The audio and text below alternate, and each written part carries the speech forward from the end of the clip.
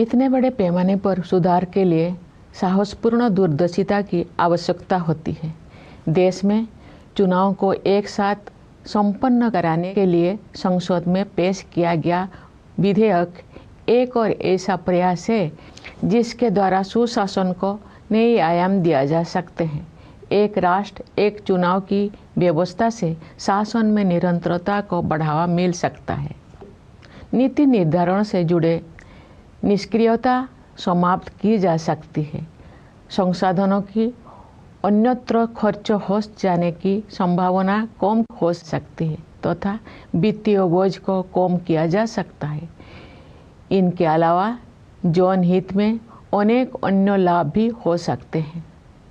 हमारे सांस्कृतिक विरासत के साथ हमारे जुड़ाव और अधिक गहरा हुआ है।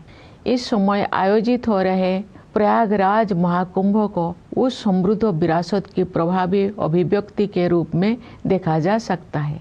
हमारी परंपराओं और रीति रिवाजों को संरक्षित करने तथा उनमें नई ऊर्जा का संचार करने के लिए संस्कृति के क्षेत्र में अनेक उत्साहजनक प्रयास किए जा रहे हैं। भारत भूमि महान भाषाई विविधता से समृद्ध है। इस समृद्धि को संरक्षित करने तथा इस और परंपरा को आगे बढ़ाने के लिए सरकार ने असमिया, बंगला, मराठी, पाली और प्राकृत को शास्त्रीय भाषाओं के रूप में मान्यता प्रदान की है। तमिल, संस्कृत, तेलुगु, कन्नड़, मलयालम और ओडिया भाषाएं पहले से ही इन श्रेणी में शामिल हैं। सरकार अब इन 11 शास्त्रीय भाषाओं में शोध कार्यों को सक्रिय रूप से बढ़ावा दे रही है। मुझे प्रसन्नता है कि गुजरात के वडनगर में भारत के प्रथम आर्कोलॉजिकल एक्सपीरियंशियल म्यूजियम का कार्य पूरा होने वाला है। ये म्यूजियम एक आर्कोलॉजिकल साइट से जुड़ा हुआ है। इस स्थल पर मनुष्यों की बस्ती होने के लगभग 800 वर्ष ईसा पूर्व के साक्ष्य मिलते हैं। इस संग्रहालय में विभिन्न युगों की अलग अलग प्रकार की कला, शिल्प और सांस्कृतिक सामग्री को प्रदर्शित किया जाएगा।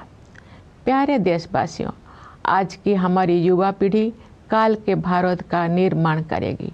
हमारी युवा पीढ़ी की प्रतिभा शिक्षा के द्वारा ही निखरती है।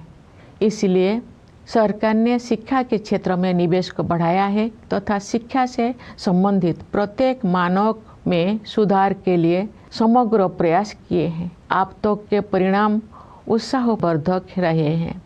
पिछले दशक में शिक्षा की गुणवत्ता, भौतिक अवसंरचना तथा डिजिटल समावेशन के आयामों में व्यापक बदलाव आया है। शिक्षा के विभिन्न स्तरों पर शिक्षण माध्यम के रूप में क्षेत्रीय भाषाओं को बढ़ावा दिया जा रहा है। विद्यार्थियों के प्रदर्शन में आशा के अनुरूप उल्लेखनीय सुधार हुआ है। मुझे ये जानकर खुशी हुई है कि महिला शिक्षकों ने इस परिवर्तन में महत्वपूर्ण भूमिका निभाई है। पिछले दशक के दौरान नियुक्त शिक्षकों में महिलाओं की भागीदारी 60% से अधिक है। व्यावसायिक शिक्षा और कौशल विकास का विस्तार तथा इन्हें मुख्य धारा में शामिल किया जाना स्वागत योग्य उपलब्धि है।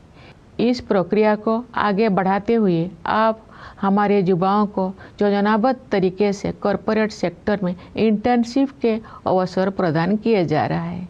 स्कूल स्तर की शिक्षा का आधार मजबूत बनाने के साथ साथ हमारे देश में विद्यार्जन की विभिन्न शाखाओं, विशेष रूप से विज्ञान और प्रौद्योगिकी के क्षेत्रों में नई ऊंचाइयां हासिल की जा रही है।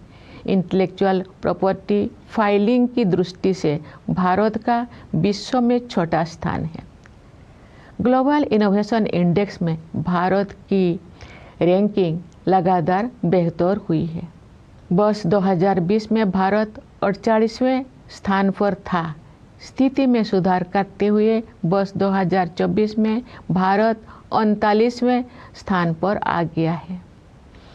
बढ़ते आत्मविश्वास के साथ हम अनेक प्रयासों के बल पर अत्याधुनिक अनुसंधान में अपने भागीदारी बढ़ा रहे हैं।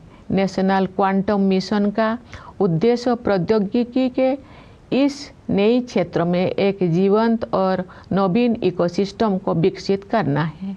एक